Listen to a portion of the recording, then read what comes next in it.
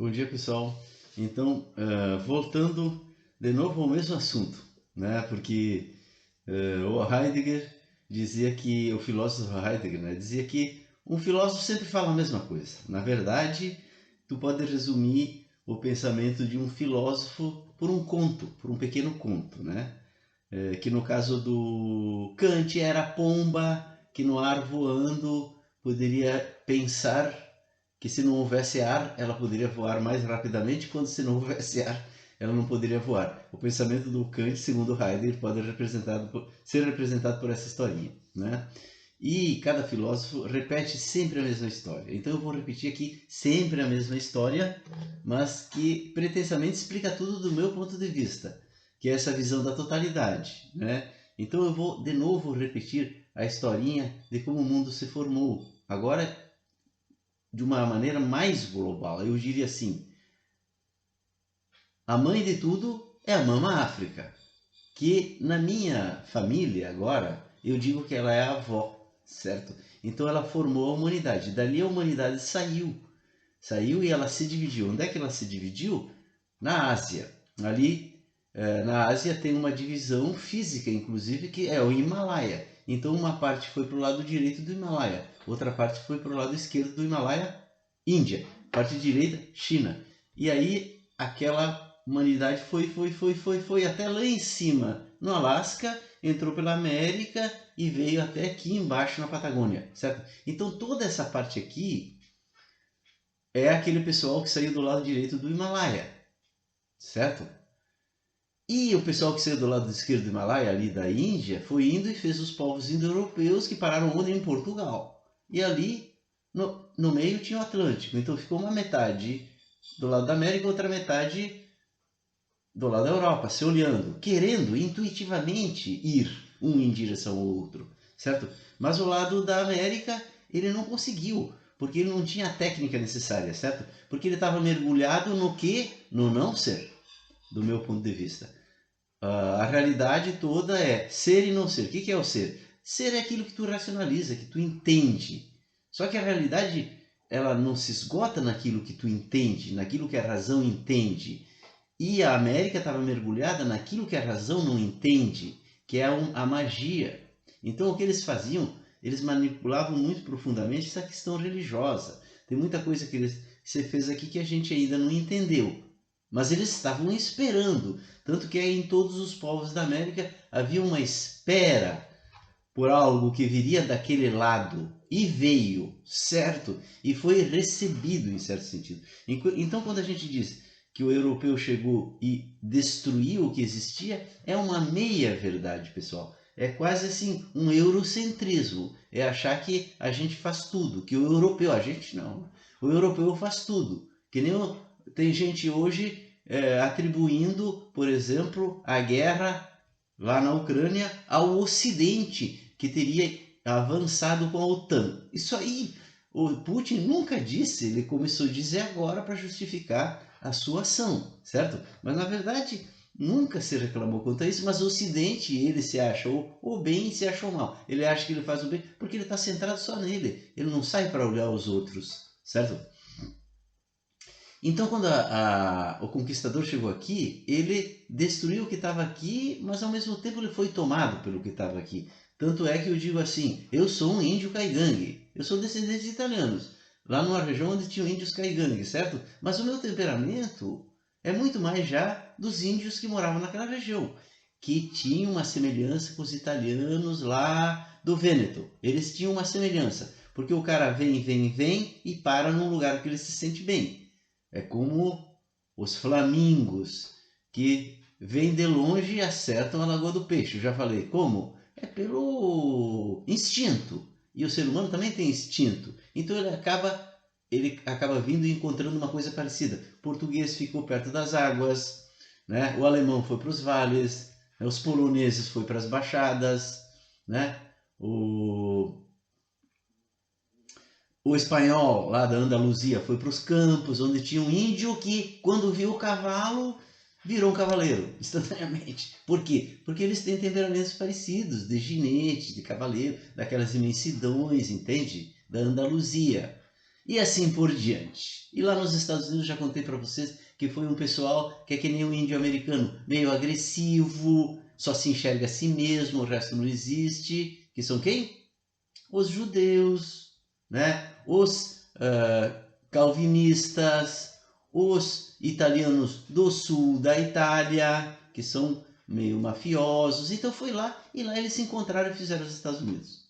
Certo? Essa é a descrição minha de mundo. Mas tem um embate nesse mundo entre Oriente e Ocidente, porque são duas maneiras diferentes de encarar o mundo. O Ocidente é mais autêntico, digamos. Por isso que ele não fala muito. Se ele for falar o que pensa da gente, a gente não vai gostar. Já o Ocidente, ele é mais malandro, ele não se dá conta disso, mas ele diz uma coisa e não é bem aquilo. Ele fala uma coisa, né, a teoria e tal, depois ele faz uma prática que não é bem aquela teoria, ele é dividido. E aos olhos do Oriente, ele é falso. Por que aqui no Rio Grande do Sul o índio olha atravessado para o conquistador? Porque o conquistador é falso, certo? E o índio é mais pão, pão, queijo, queijo. Um índio, quando é uma religião, ele vive integralmente aquela religião. Que nem é, por exemplo, o México. O México é uma população muito indígena, né? Os espanhóis chegaram lá, só conquistaram o comando, a população ficaram, o que estava lá, os maias, os astecas, eu não sei exatamente qual é que era o povo naquele momento, do Montezuma, certo? Eu acho que eram os astecas, né? O Montezuma, eles dominaram ali o Montezuma e o comando, porque o Montezuma se entregou, na verdade, ele achou que aquela entidade da mitologia ali da América Central, México, que é a serpente emplumada, né, estava voltando.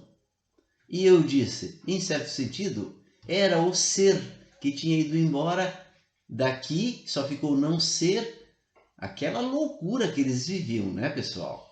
Ali na América Central, os caras matavam milhares de jovens todos os anos, oferecendo aos deuses, e eles abriam a pessoa viva e tiravam o coração, ofereciam pulsante. Então, para os mexicanos, que continuam o mesmo povo mexicano, só mudou a religião, vocês me entendem?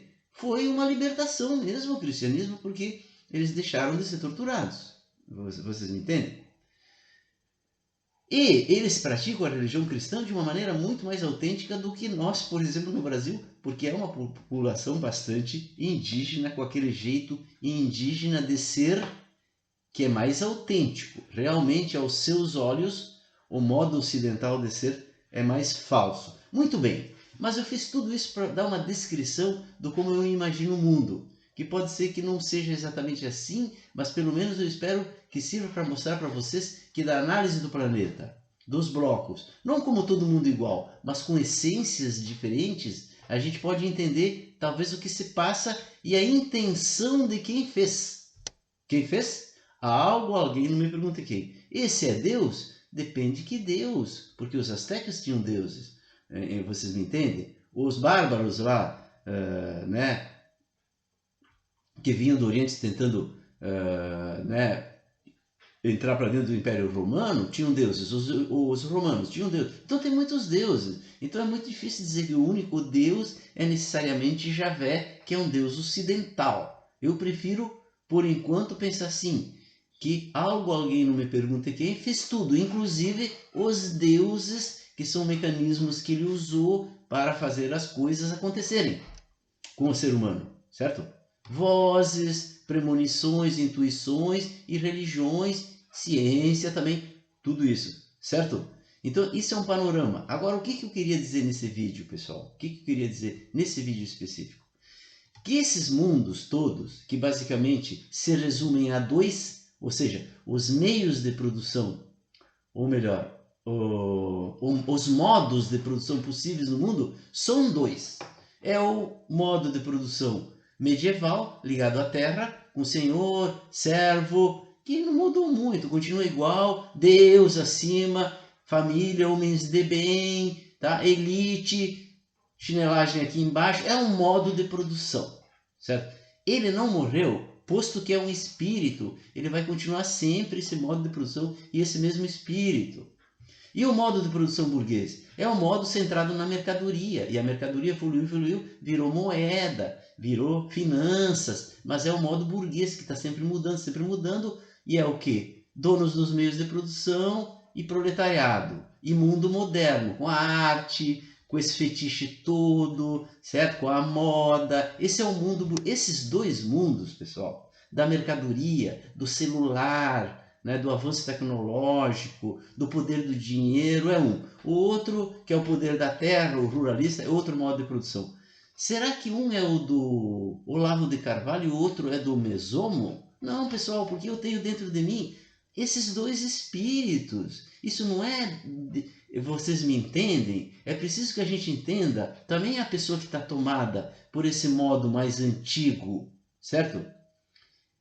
Porque ele é um modo nosso também. É que nem os bolsominions pegaram a bandeira brasileira, né? Mas ela é de todo mundo, a gente tem que retomar. E esse modo dos ruralistas não é só dos ruralistas, ele é um espírito. Eu também tenho dentro de mim a vontade de ter uma vida mais rural, mais natural, longe desse pecado do consumismo, né? E ao mesmo tempo o cara lá, que está lá, o agricultor, também quer ter esse modo burguês de ter um carro, de não sei o que, de ter tecnologia. Então, veja, o mundo está num momento complicado, porque eles estão brigando. Mas a gente tem que ter condições de ir para cima disso e compreender, não culpar, procurar entender o que está em jogo, porque é possível um mundo ali na frente sem destruir nada disso, preservando tudo isso. A humanidade tem que se tornar adulta, sentar numa mesa e planejar o planeta, sabe? Porque é possível fazer hoje um mundo de abundância, tecnicamente falando,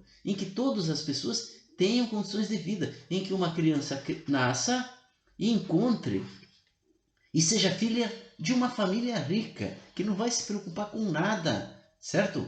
Por quê? Porque a família rica dela vai ser a sociedade humana. Quem vai ser o pai e a mãe dessas crianças que nascem? Nós, os adultos. Independente dela ter ou não um pai e uma mãe que ela vai ter. Não precisa tirar ela da família, mas a sociedade vai ancorar para que as pessoas possam se desenvolver. E também vai, naturalmente, dar certas exigências, porque tu não pode jogar uma criança e deixar dentro de um quarto jogando joguinho, ou sei lá o que. Tu tem que também preparar pessoas que se conheçam como pessoas, que conheçam a sua história, que saibam quem elas são, que saibam que elas pertencem a um mundo com diversidade, que tem que ser respeitado, etc, etc, etc. Então tu pode construir esse mundo novo? Óbvio que tu pode. E será que tu podia 100 anos atrás? Óbvio que tu não podia, porque as forças produtivas não tinham se desenvolvido ao ponto que elas se desenvolveram. Esse é o problema que as pessoas não entendem,